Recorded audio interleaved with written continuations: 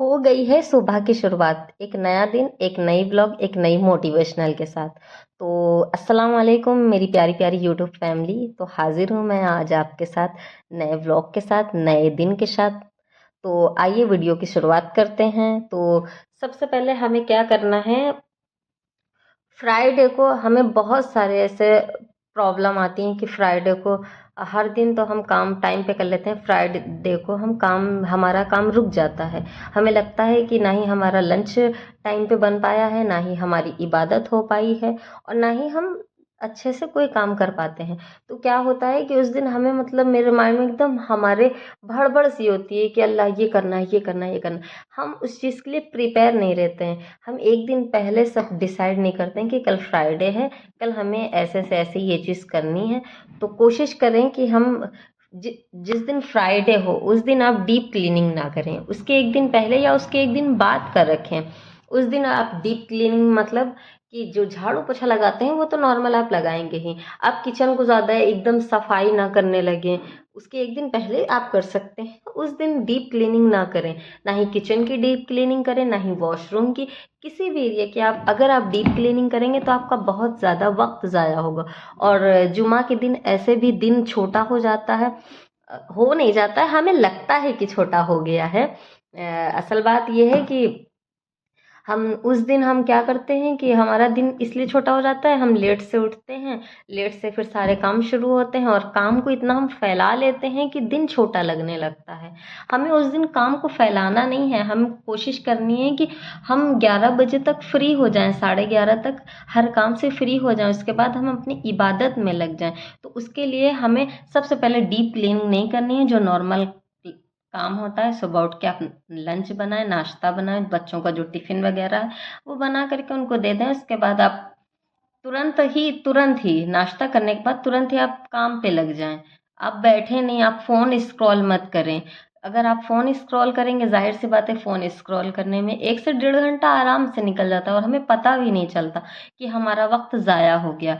और फिर देखेंगे कि अल्लाह इतना टाइम हो गया। फिर जब ज़्यादा टाइम हो जाता है तो फिर हमारा काम करने का मन भी नहीं करता। आपने कभी देखा होगा, बहुत ज़्यादा लेट हो गई तो लगता है कि अल्लाह अब नहीं करेंगे, कल करेंगे। तो ऐसे हो जाता है। तो हमें डीप क्लीनिंग नहीं करनी है। और 5 टिप्स मैं आज आपके साथ शेयर करूंगी। पहला टिप्स मैंने आपके साथ शेयर कर दिया है। आइए सेकंड टिप्स के तरफ चलते हैं। तो उसके बाद हमें क्या करना है, ढेर सारे कपड़े इकट्ठा करके नहीं रखने हैं कि कल फ्राइडे को धोएंगे, जब नहाएंगे तो एक साथ धोएंगे। उसके पहले आप धो सकते हैं, या फिर उन कपड़ों को रख दीजिए, आप नेक्स्ट डे उन कपड़ों को धोइए। अगर आप कपड़े धोएंगे एक एक दो दो बाल्टा, अगर आप हाथ से धोते हैं तो भी टाइम लगेगा, अगर आप वॉशिंग मशीन में धोते हैं तो भी टाइम लगेगा। टाइम तो लगता ही है, 1 से 1.5 घंटा लग जाता है कपड़े वॉश करने में। तो इससे आपका टाइम जो है काफ़ी निकल जाएगा। और आपको लगेगा, आपको इबादत मेन है, इबादत इबादत का वक्त नहीं मिल पाएगा इन सारे मसले मसाइल के चक्कर में। तो आप उस दिन कपड़े नहीं धोइए। उसके बाद आइए तीसरे टिप्स की तरफ चलते हैं। तो आपको डिसाइड कर लेना है कि फ्राइडे को मुझे लंच में क्या बनाना है, मुझे खाने में क्या बनाना है। फॉर एग्जांपल जैसे आलू मटर बनाना है, या आपको मटर का पुलाव बनाना है, तो मटर वगैरह एक दिन पहले आप छील करके उनको सब करके रख दीजिए, क्योंकि छीलने वगैरह में काफ़ी टाइम लगता है। जैसे साग वगैरह है, उन सब्जियों को काटने में भी टाइम लगता है। तो उनको आप एक दिन पहले रात को काट के रख लीजिए। आप घर पे डिसाइड कर लीजिए कि कल क्या बनेगा, उस चीज़ की प्रिपरेशन कर लीजिए। मेन होता है प्रिपरेशन। अगर हमारा सब रेडी रहेगा तो हम फटाक से हमारा काम हो जाएगा आराम से, और ज़्यादा हमें सोचना भी नहीं पड़ेगा। और तीसरा है कि सबसे पहले हम घर में मतलब कल फ्राइडे है तो जाहिर सी बात है हस्बैंड वगैरह को कुर्ता पैजामा चाहिए होगा, घर पे जो भी रहते हैं। तो उस दिन आप भी नया कपड़ा पहनने की कोशिश करिए। नया मतलब ये नहीं कि आप शोरूम जाएं और नया कपड़ा लेकर के आए, नहीं। नया कपड़ा मतलब आप पाक साफ हो करके उस कपड़े को, पाक साफ हो कपड़ा, और आयरन वगैरह अच्छे से कर लें और अच्छे से उसको पहने। जाहिर सी बात है हम मुसलमान हैं और हमें दूर से पता चलना चाहिए कि हम मुसलमान हैं। तो कपड़े वगैरह जो भी प्रेस करने हैं, एक दिन पहले आप प्रेस करके रख लीजिए। बच्चों को क्या पहनाना है सब आप ही डिसाइड करते हैं, तो जाहिर सी बात है उस दिन आप एकदम भड़बड़ में, फिर आपको भी नहाना होगा, लंच भी बनाना होगा, उधर हस्बैंड भी आपके चिल्ला रहे होंगे कि कुर्ता पैजामा निकाल दो, प्रेस कर दो। तो इससे आपका भी माइंड डिस्टर्ब हो जाता है कि अल्लाह इतना परेशान करते हैं, इतना ये वो। तो आप खुद मेंटली प्रिपेयर रहें और पहले से तैयारी करके रखें।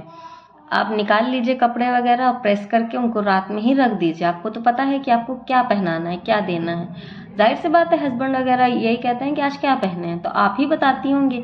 तो जब आप ही बताती हैं तो आप वो जो आपको देना हो उनको प्रेस करके रख दीजिए। कोई दिक्कत है क्या इसमें? प्रेस वगैरह सब करके रख दीजिए, उसके बाद आपको भी दिक्कत नहीं होगी, आप आराम से किचन में काम करती रहेंगी, आप भी नहा लेंगी टाइम पर, हस्बैंड वगैरह भी आराम से नहा धो कर कपड़े पहन करके चले जाएंगे, आपको परेशानी भी नहीं होगी।